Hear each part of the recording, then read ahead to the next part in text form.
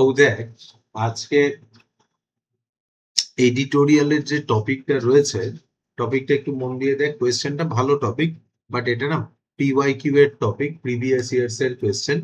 সেটা হচ্ছে দেখ, you are concern about climate change and extreme weather conditions in India. মোটামুটি শুরু হয়ে গেছে আমাদের, যা কালকে মোটামুটি খেল দেখাচ্ছে, বোঝাই যাচ্ছে বছরের ইনিংসটা খুব ভালোই চলবে, তাই তো? So write a letter to the editor of a national daily highlighting the issue and suggesting measure to tackle it. তাহলে অবভিয়াসলি বেশ কিছু মেজার্স দিতে হবে আমাদের।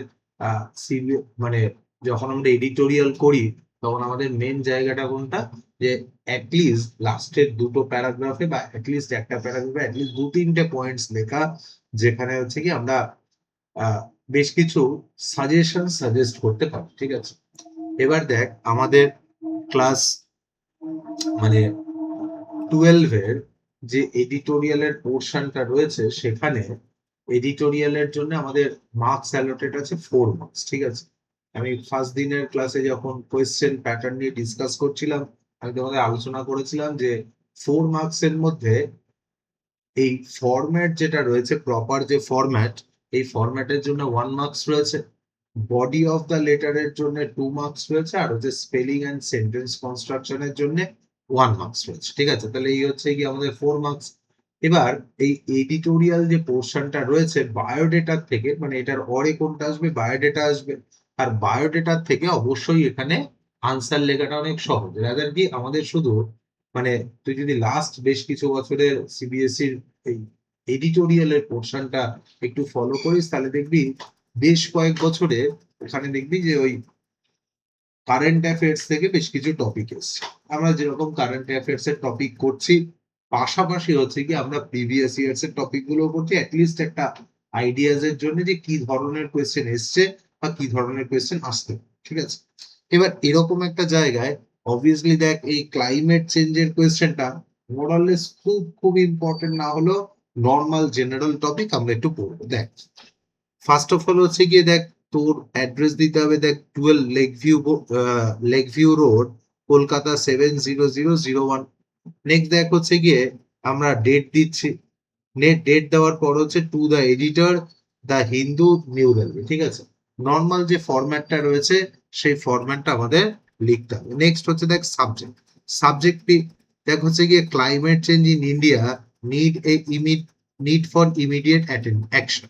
তাহলে অবভিয়াসলি দেখ আমরা যে সাবজেক্টটা লিখেছি সেখানেও কি এই সাজেশন বা অ্যাকশন নিডেড এই পোর্শনটাকে অ্যাড করেছি, যাতে ইট উড সিগনিফাই দ্যাট আমরা যে টপিকটা লিখবো সেটার মধ্যে এই সাজেশনটা আছে। ঠিক আছে, নেক্সট দেখ হচ্ছে স্যার অবলিক ম্যাডাম দিয়ে through the columns of your extreme news paper.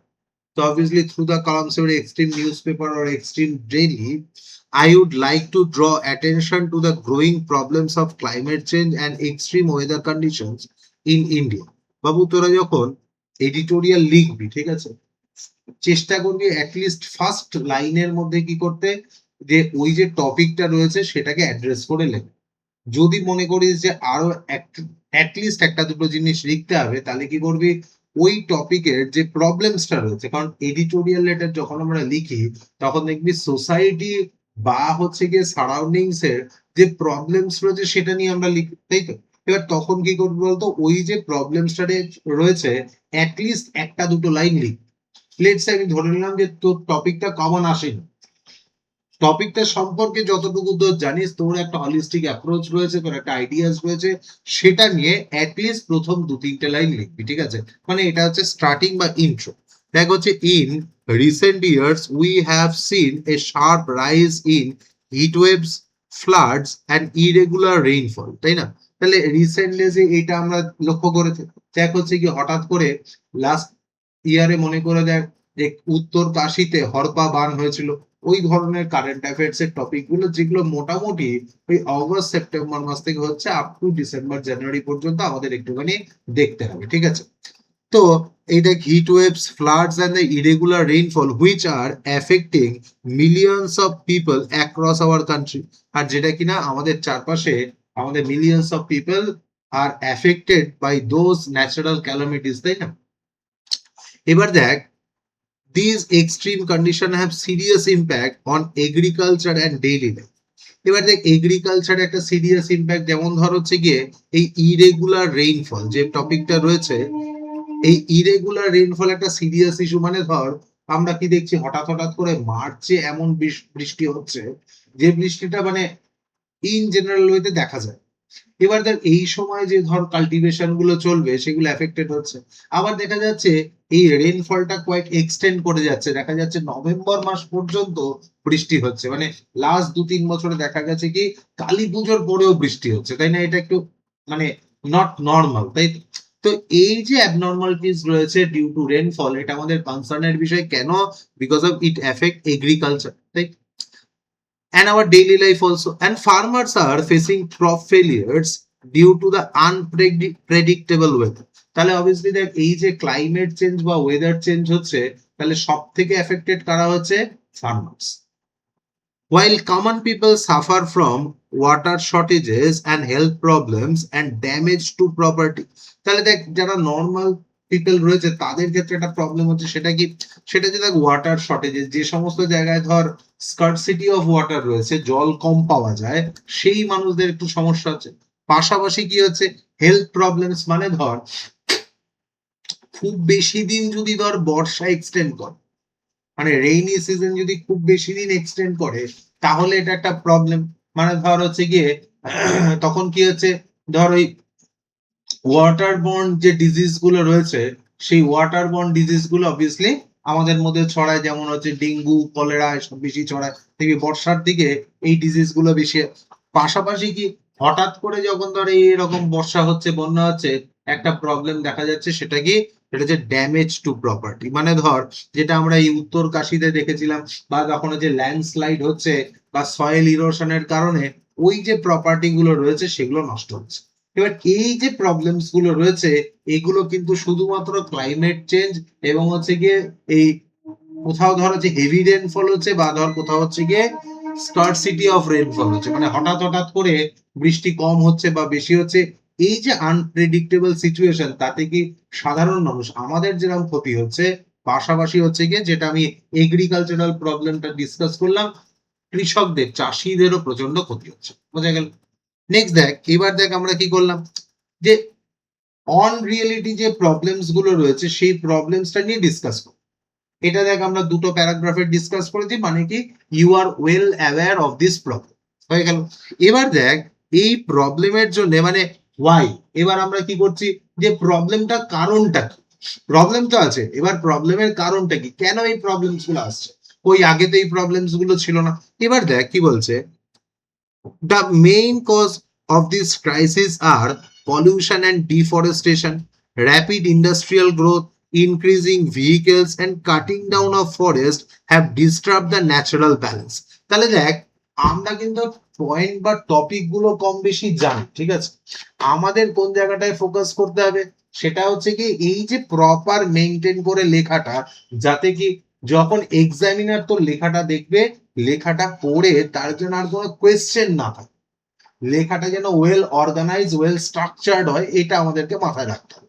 এবার দেখ কি বলছে, তাহলে প্রবলেমটা কোথায়? Rapid industrial growth, increasing vehicles, cutting down the forest have disturb the natural balance or natural ecosystem.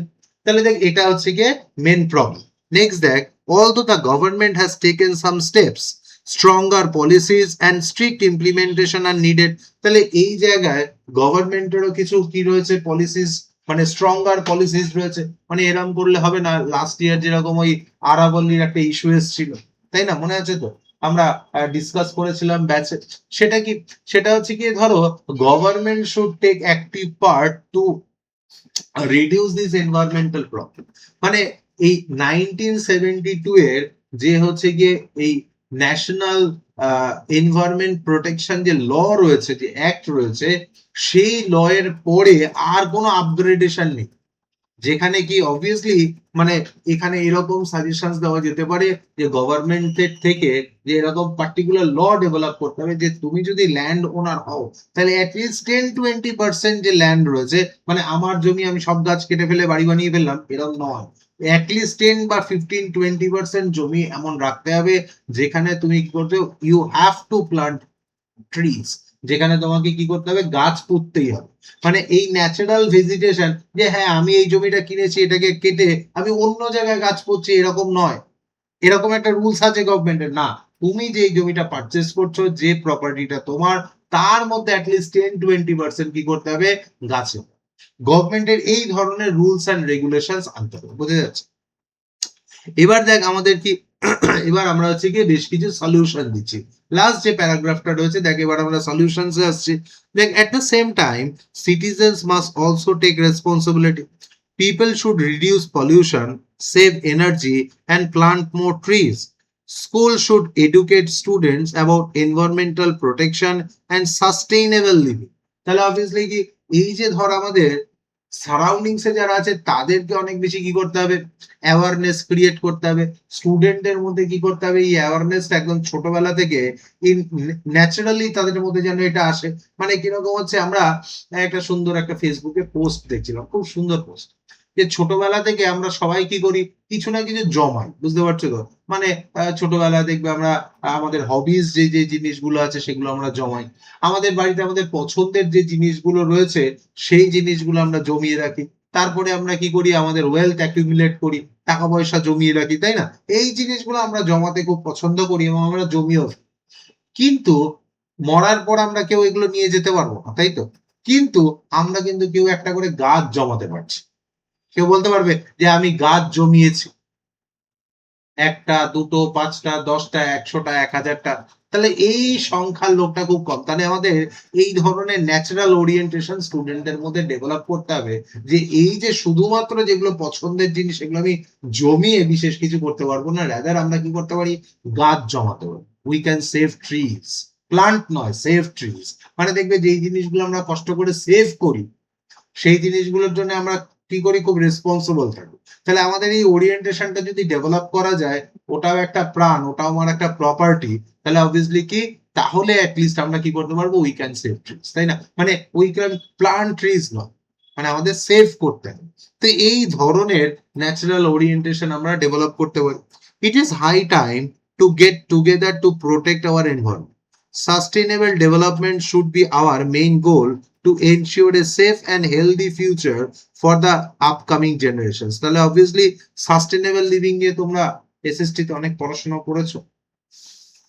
তো বিষয়টা হচ্ছে গিয়ে, এই যে সাস্টেনেবল লিভিং আছে, যেটা আমাদের জন্য অবভিয়াসলি মানে খুব ইম্পর্টেন্ট, শুধু আমাদের জন্য নয়, নেক্সট জেনারেশনের জন্য ইম্পর্টেন্ট, ঠিক আছে? দেখ, একদম সহজ একটা টপিক, বাট খুব ভালো একটা টপিক। একবার একটু দেখে নে, যদি কোনো বুঝতে অসুবিধা হয় আমার একটু জিজ্ঞাসা কর, আশা করি বুঝতে অসুবিধা হবে না, তাও একবার একটু দেখে।